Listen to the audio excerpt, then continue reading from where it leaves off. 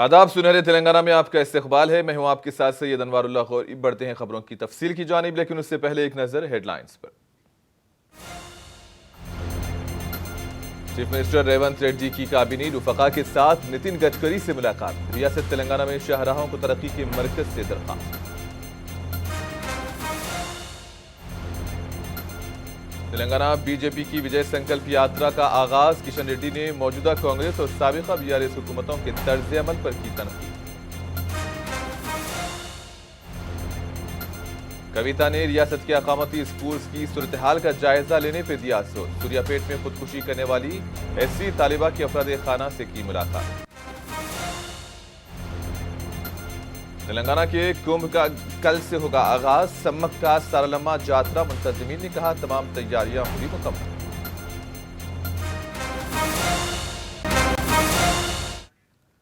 Chief minister Revanth Reddy ने मरकजी वजीर नितिन गडकरी से मुलाकात की। इसी दौरान डिप्टी चीफ मिनिस्टर भट्टी विक्रमार्का और सड़कों व इमारतों के रियासती वजीर कोमटिरेड्डी वेंकट रेड्डी भी उनके हमराह मौजूद थे। इसी दौरान रियासत तेलंगाना में कौमी शाहराहों की तरक्की के उमूर पर तबादले ख्याल हुआ। रियासती शाहराहों को कौमी शाहराह के तौर पर तस्लीम करने समेत दूसरे अहम उमूर पर भी बातचीत हुई। रियासती हुकूमत ने तेलंगाना में 15 स्टेट हाईवेज को कौमी शाहराहों में अपग्रेड करने की अपील की। मरकजी वजीर गडकरी के साथ Hyderabad Srisailam 4 line elevated corridor, Hyderabad कलवा खुर्ती रोड को 4 लेन में बदलने पर बात हुई। साथ ही रीजनल रिंग रोड के जुनूबी हिस्से की तरक्की, हैदराबाद विजयवाड़ा नेशनल हाईवे को 6 लेन बनाने के पहलुओं पर तबादले ख्याल हुआ। Central road and infrastructure fund से तेलंगाना को मख्तस की जाने वाली रकम में इजाफा करने की अपील की गई। नलगुंडा में ट्रांसपोर्ट ट्रेनिंग इंस्टीट्यूट कायम करने और नलगुंडा शहर को बाईपास रोड फराहम करने की दरखास्त की गई।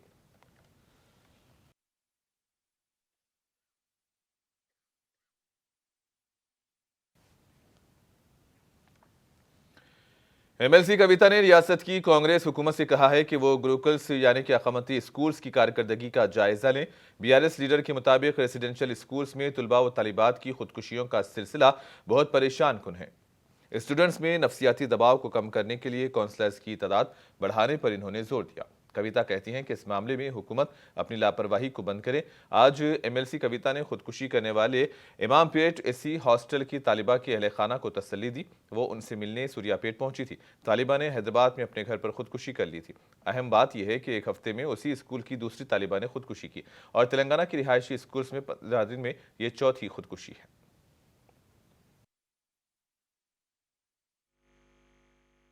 ఇటువంటి సంఘటనే గత 2 వారాల క్రితం భువనగిరిలో బీసీ హాస్టల్లో 2 ఆడపిల్లలు సూసైడ్ చేసుకోవడం చనిపోవడం జరిగింది.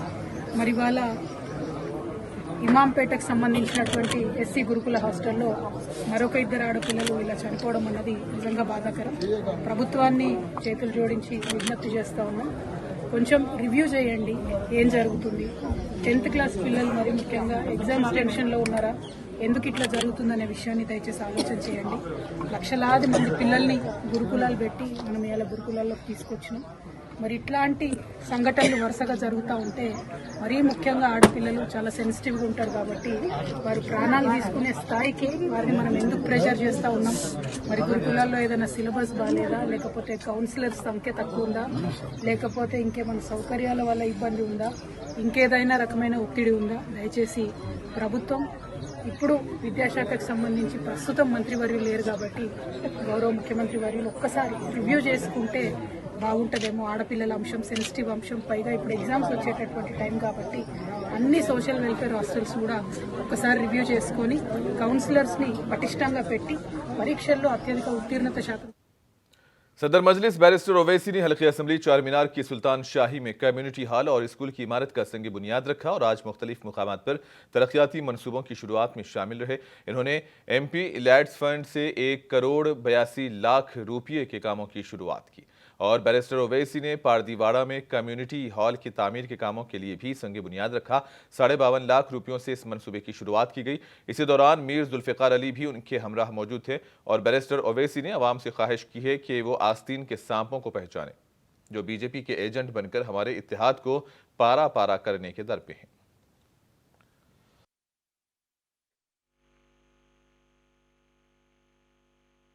आज अल्हम्दुलिल्लाह पारदीवाड़े में एमपी लैंड फंड से 52 लाख की लागत से यहाँ पर इस फ्लोर पर एक हॉल की तामीर हुई है एमपी लैंड फंड के 52 लाख की लागत से। और आप लोगों की नुमाइंदगी पर हमारे सुधाकर और जिम्मेदार पूरे आपके आए थे राजू के साथ कि यहाँ पर एक एडिशनल और एक और कमरा बनाना, सीसी फ्लोर और चेन लाइन अतराफ में मेश लगाने के लिए। तो उस सिलसिले में भी मैं पारदीवाड़ा कम्युनिटी हॉल में 19 लाख रुपए अपने एमपी फंड से और दिया हूँ। और मेरी कोशिश ये है कि पार्लियामेंट इलेक्शन से पहले वो काम शुरू हो जाए। इससे हटकर यहाँ पर ये बात रखी गई कि ये एक शादी खाने के लिए उसको आप लोग इस्तेमाल कर रहे हैं अपने फंक्शंस के लिए। तो यहाँ पर आप लोगों को फंक्शन के सामान की ज़रूरत है, तो आप लिस्ट बना कर लेकर आइए, देखेंगे हम क्या कर सकते हैं उसमें।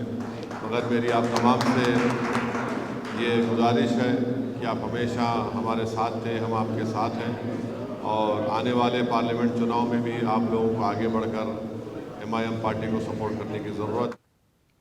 तेलंगाना बीजेपी की विजय संकल्प यात्रा का आज से आगाज हो चुका है। रियासत में लोकसभा की ज्यादा से ज्यादा नशिस्तों पर कामयाबी के मकसद के साथ इस यात्रा की शुरुआत की गई। नारायणपेट जिले में बीजेपी तेलंगाना यूनिट के सरबराह और मरकजी वजीर किशन रेड्डी ने इस यात्रा का आगाज किया। यात्रा के लिए पार्टी ने रियासत को 5 क्लस्टर्स में तकसीम किया। 17 पार्लिमानी हलकों, 114 असेंबली हलकों के 5500 किलोमीटर का यात्रा से अहाता करने का ऐलान किया गया। यात्रा के दौरान 106 जलसे, 102 रोड शोज और दीगर प्रोग्राम मुनक्किद किए जाएंगे और 2 मार्च को इस यात्रा का इख्तिताम अमल में लाया जाएगा।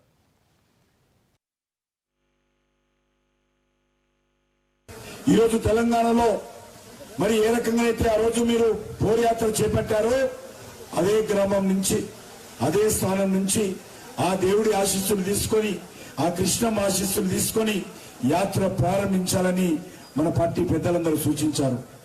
వారి సూచన మేరకే ఈ రోజు ఇక్కడ నుంచి యాత్ర మళ్ళీ ఈ తెలంగాణలో కూడా మార్పు తీసుకురావాలి।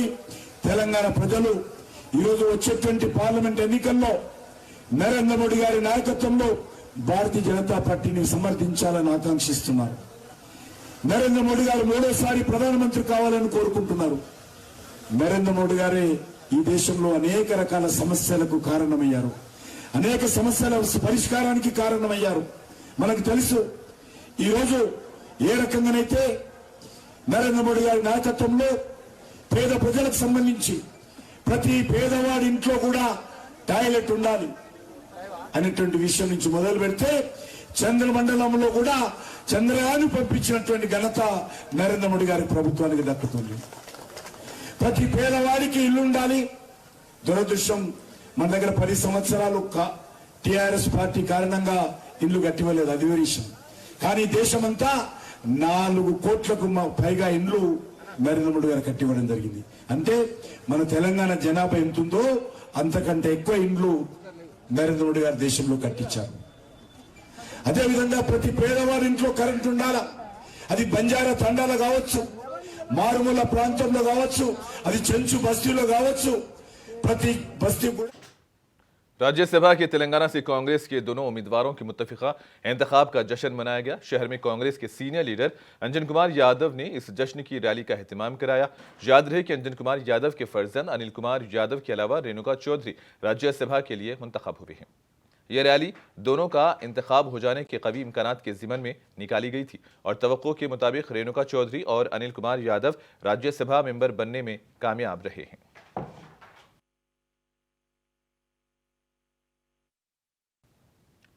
तेलंगाना में रियासती वजीर कोंडा सुरेखा डेंगू का शिकार हो चुकी हैं। वो फिलहाल दवाखाने में जेर इलाज हैं। कोंडा सुरेखा ने बताया कि वो असेंबली इजलास के दौरान बीमार हुई। इन्होंने दुख का इजहार करते हुए कहा कि सेहत खराब होने की वजह से वो गुज़िश्ता 1 हफ्ते से आवाम से राब्ते में नहीं आ सकी हैं। इन्होंने कहा कि वो उम्मीद करती हैं कि लोग उनकी हालत को समझेंगे। इधर मुबस्सिरीन का मानना है कि एक रियासती वजीर का डेंगू बुखार में मुबतला हो जाना काफ़ी तशवीशनाक अमर है।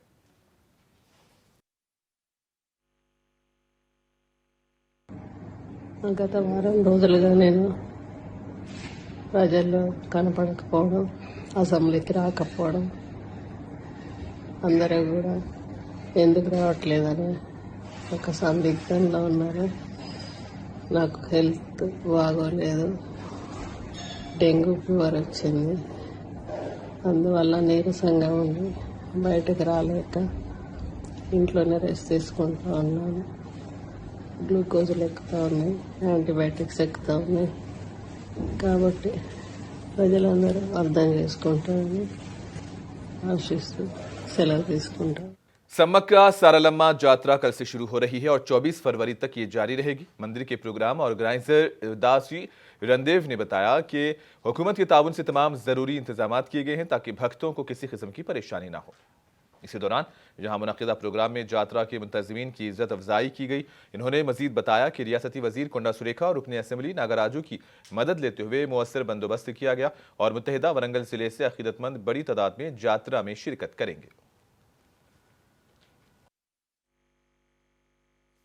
ఈనాడు అమ్మవారి పేరు సమ్మక్క సారలమ్మ జాతర ఈ సంవత్సరం 23వ జాతర ఇది. ఇట్టి జాతరకు మంత్రివర్యులు కొండ సురేఖ గారు, స్థానిక ఎమ్మెల్యే కేఆర్ నాగరాజు గారు, కార్పొరేటరు, కమిషనర్లు, అధికారులు జాతరకు అందరూ సహకరిస్తున్నారు. ఇక్కడికి వచ్చే భక్తులకు ఎటువంటి ఇబ్బందులు కలగకుండా మా కమిటీ సభ్యులము జాతరకు అందరూ సహకరిస్తున్నారు. ఇట్టి జాతరను 21 బుధవారం రోజున సార్లమ్మ గద్దె మీదకి వచ్చును. 22 నాడు గురువారం రోజు సాయంత్రం 6:45 సమ్మక్క తల్లి గద్దె మీదకి వచ్చును. శుక్రవారం రోజు తల్లికి ఒడివాల బియ్యంతో వచ్చిన భక్తులు సమర్పిస్తారు. ఇట్టి జాతర దాదాపు 4 నుంచి 5 లక్షల జనం వచ్చు. భక్తులు అనేక हैदराबाद में बस में सफर करने वालों को बस स्टॉप्स पर अब ज्यादा इंतजार करना पड़ रहा है क्योंकि Telangana state road transport corporation Medaram यात्रा के लिए कई बसों का रुख मोड़ दिया गया है। रियासत के दीगर मुकामात पर भी ऐसी ही सूरत हाल देखी जा रही है। तमाम अजला से बसें पहले ही मेडारम जा चुकी हैं। वरंगल, खम्मम, करीमनगर और आदिलाबाद अजला में 51 कैंप कायम किए गए हैं जहां से ये खुसूसी बसें मेडारम तक चलाई जा रही हैं। आरटीसी 2 साल में एक मरतबा होने वाली इस यात्रा के लिए बड़े पैमाने पर बंदोबस्त करता है और इस बार यात्रा के लिए 6000 बसें दी गई हैं।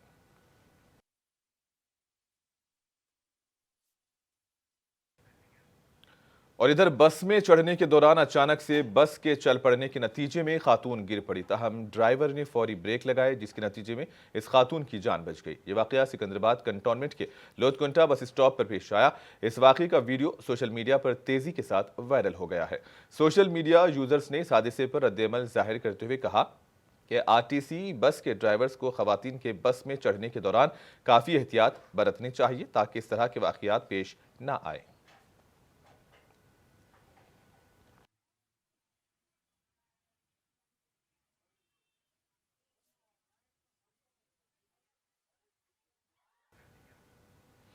करीमनगर के सुभाष नगर में जबरदस्त आतिशबाजी का वाकया पेश आया था। इस भयानक आग पर काबू पाने के लिए फायर ब्रिगेड को काफी मशक्कत उठानी पड़ी। इस आतिशबाजी में 20 झोपड़ियां जलकर खाकिस्तर हुई और इस वाकये में 5 गैस सिलेंडर भी फट पड़े।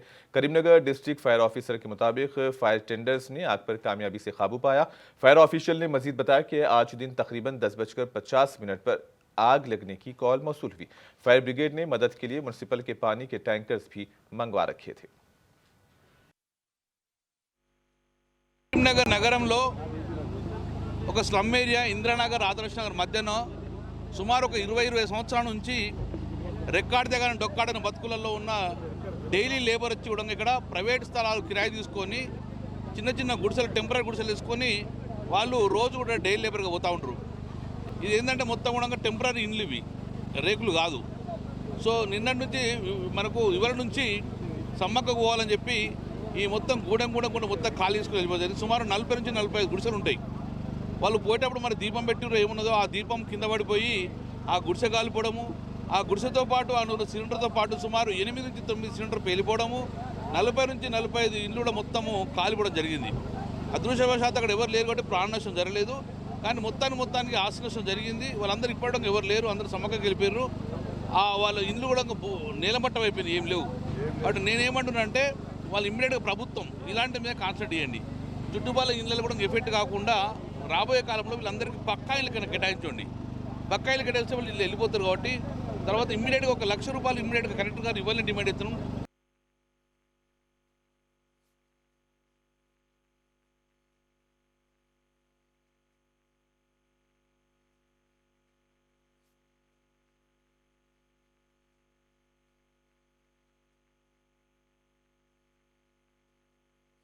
కరీంనగర్ నగరంలో ఒక స్లమ్ ఏరియా ఇంద్రానగర్ ఆదర్శ నగర్ మధ్యన बांसवाड़ा राजीव गांधी चौराहे पर भयानक हादसा हुआ। मोटरसाइकिल सवार दो नौजवान मुस्तफा और सुमन मोटरसाइकिल से यू टर्न लेते हुए रोड डिवाइडर से टकरा गए और नीचे गिर पड़े। इसी असना में आरटीसी बस गुजर रही थी। सुमन नामी शख्स बस के पिछले हिस्से के टायर की जद में आ गया और बरसरे मौका ही हलाक हुआ। फौरी तौर पर मुकामी अफराद और वहां मौजूद कांग्रेस पार्टी कायद शेख अकबर ने सुमन और मुस्तफा को एम्बुलेंस के जरिए मुकामी सरकारी दवाखाना मुंतकिल किया। इस वाक़े पर बांसवाड़ा पुलिस ने मुकामी हादसे पर पहुंचकर तहकीकात का आगाज किया। हैदराबाद की नारसिंगी में आउटर रिंग रोड पर एक कार उलटने से एक आईटी मुलाजिम की मौत हुई और 4 दीगर जख्मी हुए। मुतवफ़ी की शिनाख्त 26 साल के बी वंशी के तौर पर की गई है। वो अपने 4 साथियों के साथ गच्चीबौली से Telangana state police academy junction की तरफ रात 3 बजे के करीब सफर कर रहा था। बताया गया है कि वंशी पिछली सीट पर बैठा था जबकि उनका साथी मदन गाड़ी चला रहा था। नारसिंगी पुलिस के मुताबिक ड्राइवर हालत नशे में था और इसने कार को टेक पार्क के करीब सड़क की बाउंड्री से टकराया, जिसके नतीजे में कार उलट गई। 5 जख्मियों को फौरी तौर पर अस्पताल पहुंचाया गया, जहां सर पर चोट लगने से वंशी ने दम तोड़ दिया। उस्मानिया जनरल अस्पताल में पोस्टमार्टम के बाद लाश को लवाहिकीन के हवाले कर दिया गया।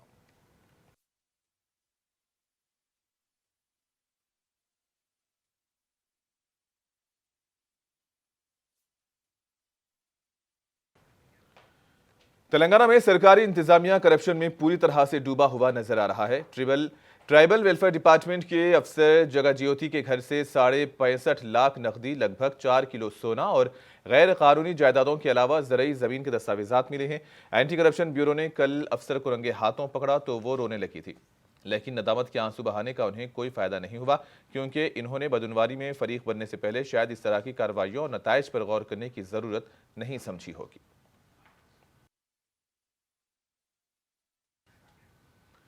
हरीश राव ने आज शादनगर में पार्टी के हल्केवारी इजलास में शिरकत की। इस मौके पर इन्होंने कारकुनों को भरोसा दिलाया कि उन्हें कोई सताएगा तो वो उनके लिए हाजिर रहेंगे।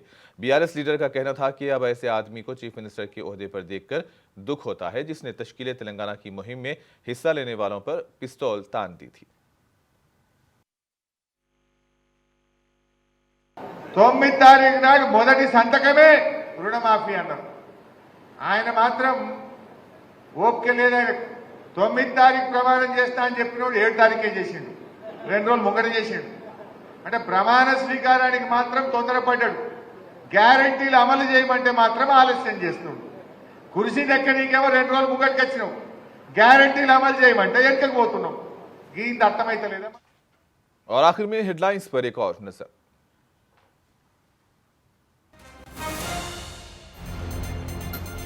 चीफ मिनिस्टर रेवंत रेड्डी की काबीनी रुफका के साथ नितिन गडकरी से मुलाकात। रियासत तेलंगाना में शाहराहों को तरक्की की मरकज से दरख्वास्त।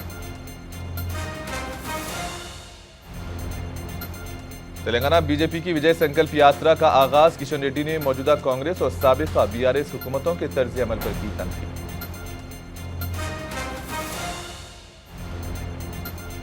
कविता ने रियासत के अकामती स्कूल्स की सूरत हाल का जायजा लेने पर दिया जोर। सूर्यापेट में खुदकुशी करने वाली एसटी तालिबा के अफराद खाना से की मुलाकात।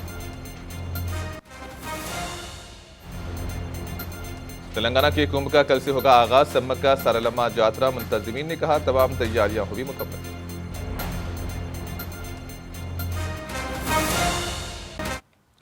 और इसी के साथ ही खबरों का सिलसिला यहीं पर इख्तिताम पसीर होता है। दीजिए इजाजत, अल्लाह हाफिज।